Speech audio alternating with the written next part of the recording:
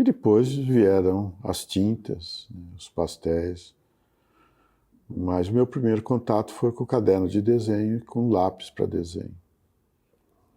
Eu já tinha visto um caderno de desenho na infância e lápis de cor, mas eram da minha mãe e ela desenhava também e ela não dava acesso. Quando ela faleceu, ela deixou esses lápis comigo. E, ironicamente, eu nunca usei. E ao ter contato com esses materiais de desenho,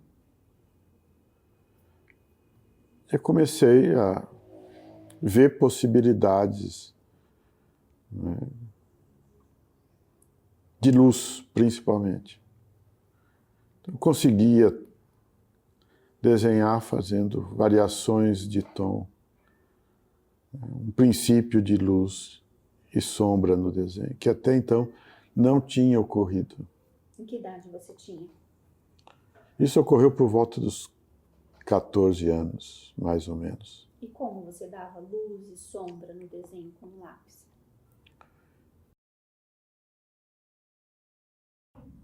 Quando eu usava a caneta e buscava o movimento nos desenhos, digamos assim, a mão ficou leve. Então, quando chegou a trabalhar com luz e sombra, que a variação do tom depende da pressão e das sobreposições de camadas de material de desenho, de grafite, por exemplo. Para mim, foi fácil fazer porque eu tinha um controle desse gesto. Ele não era um gesto duro, né? Não pressionava o papel, e sim era suave sobre o papel. Isso eu não sabia, mas era fundamental para criar uma luminosidade sobre a folha, né? Principalmente para não saturar a folha de pigmento ou do material. Aí os desenhos começaram a ter essa característica e, ao mesmo tempo, eu comecei com o desenho de observação. Desenhavam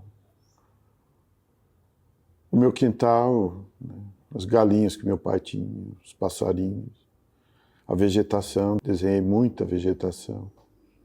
As pessoas na praça, na cidade.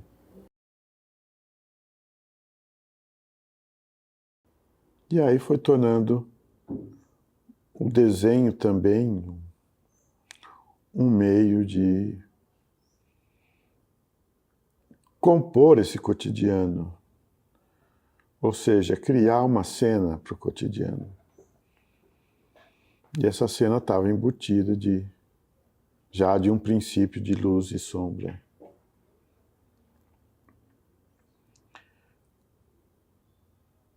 Comecei